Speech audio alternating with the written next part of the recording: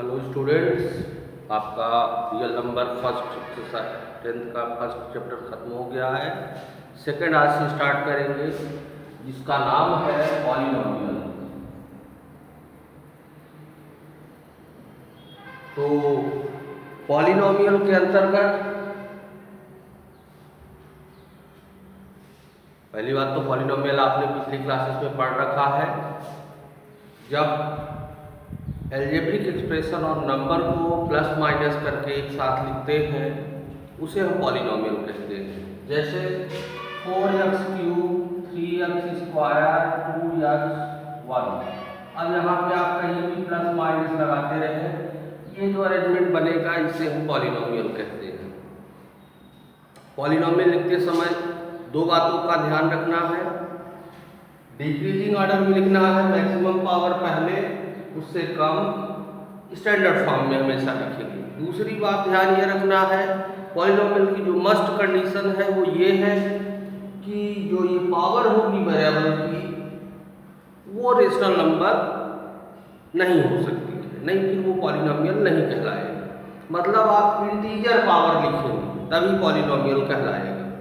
Constant के ऊपर चाहे आप जितनी पावर लगाते रहे, 1/2 3/2, कोई दिक्कत नहीं है। ये जनरल साइन प्रोडक्शन है, आपने पढ़ रखा है। एक्सरसाइज के लिए आए तो पहले थोड़ा सा फंक्शन के बारे में 2.1 में हमसे ये कहा गया है कि अगर y बराबर px, पहला क्वेश्चन है y बराबर px आपका कोई फंक्शन हो और उसका ग्राफ दिया जाए, ऐसे ग्राफ दिया जाए, तो आपको ये बताना है कि इसमें कुल कितने जीरोज हैं। जीरोज पहले जान लें। जीरोज का मतलब होता है उस दिए गए फंक्शन रिलेशन फंक्शन में जितने भी मान ऐसे प्राप्त होते हैं जो उस पूरे फंक्शन पे रखने पर जीरो रिजल्ट दे दे, उन्हें जीरोज बोला जाता है। तो ग्राफ की बात करें तो यहाँ पर क्योंकि x का फंक्शन है इसलिए हमें केवल x के मान मिलेंगे। तो हमें ये देखना है कि हमारा ग्राफ x अक्ष को कितनी जगह पे कट कर रहा है।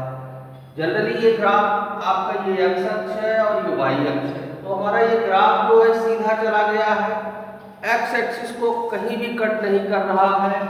नंबर ऑफ जीरोज यहाँ पे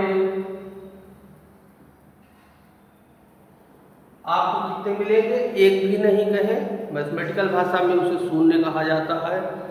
दूसरा ग्राफ हमारे पास दिया गया है इस तरह का,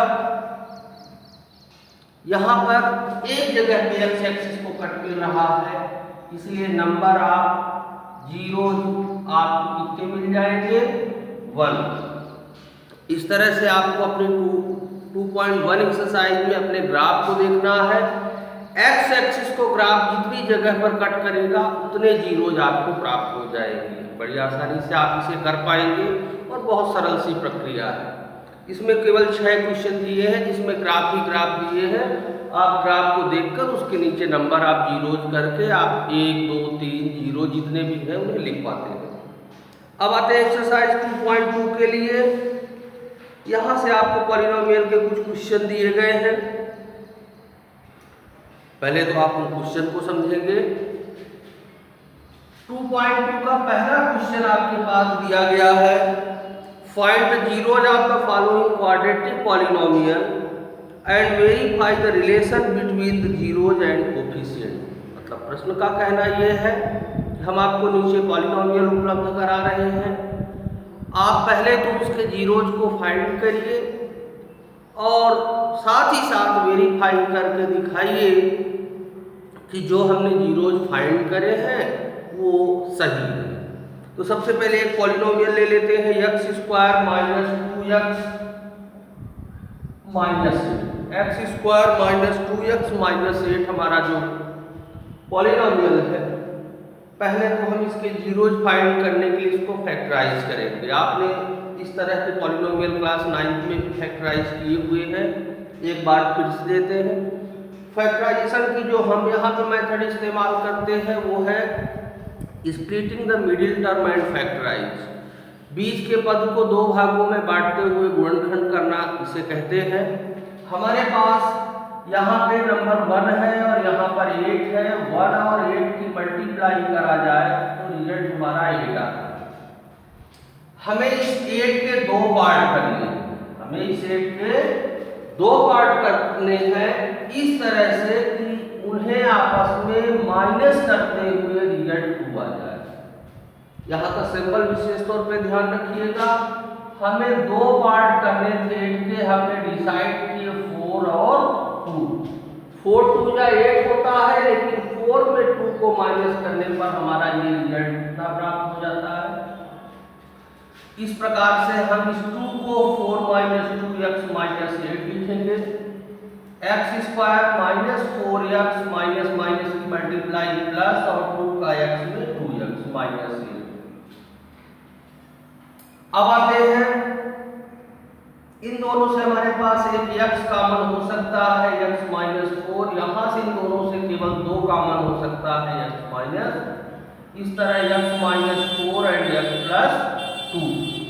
हमारे पास 2 फैक्टर मिल चुके हैं। अब हम जीरोज फाइंड करेंगे, तो हम यहाँ लिखेंगे जीरो। जीरो जब फाइंड करना है तो आप अपने फैक्टर को 0 के बराबर रख दें और इस तरह से आपको जीरोज प्राप्त हो जाए।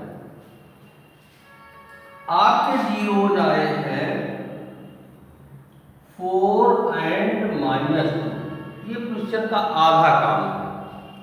आपका पॉलिनोमियल दिया गया था, आपसे कहा गया था कि जीरोज फाइंड करके दीजिए। आपके पास 2 जीरोज फाइनली आपके पास हो चुके हैं। अब हमारे को वेरीफाई करना है कि हमने जो यहाँ से यहाँ तक का काम किया है वो सही है या गलत है।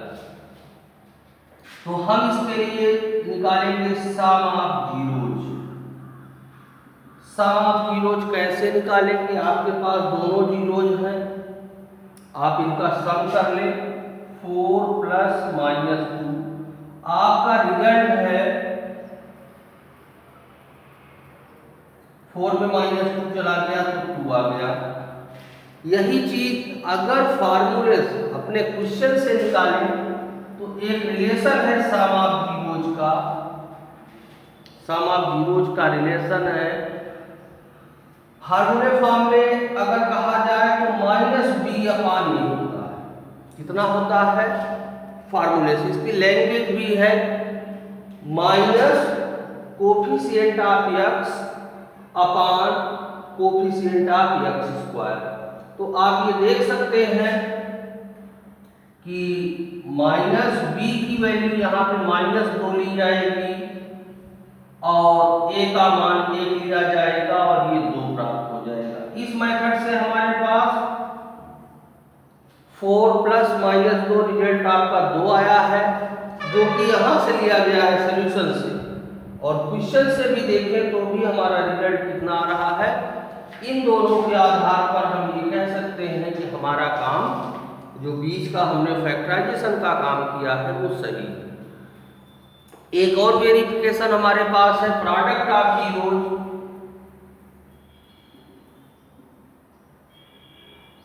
प्रोडक्ट ऑफ जीरोज के लिए हम पहले तो अपने जीरोज का प्रोडक्ट कर ले, तो 4 एंड -2 कुल मिला के हमारे पास -8 आता है।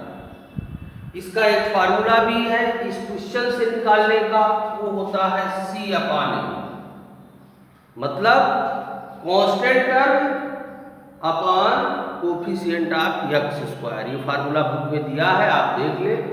तो ये रिजल्ट हमारे पास देता है -8 और ये C की वैल्यू है, ये A की वैल्यू है, ये B की है और ये वैल्यू C की। तो -8, A की वैल्यू -1 और इस प्रकार पुनः से हमारे पास लिखा गया। तो हम ये देखते हैं कि हमारे क्वेश्चन से प्रोडक्ट ऑफ जीरोज और हमारे सॉल्यूशन से प्रोडक्ट ऑफ जीरोज दोनों सेम। इस तरह से आप अपने 4 क्वेश्चन पहले नंबर के कर पाते हैं। 2 क्वेश्चन थोड़े से अलग दिए गए हैं जीरोज फाइंड करने के लिए, आपको और आसानी होगी, उसे हम और चर्चा कर देते हैं। 2 टर्म में क्वेश्चन हमारे पास दिया है, जैसे चौथा नंबर ये कहता है 4u² + 8v। 4u² + 8v। अब हमारे पास यहाँ पे फैक्टराइजेशन के लिए 3 टर्म पूरी थी, हमने ये मेथड यूज की थी।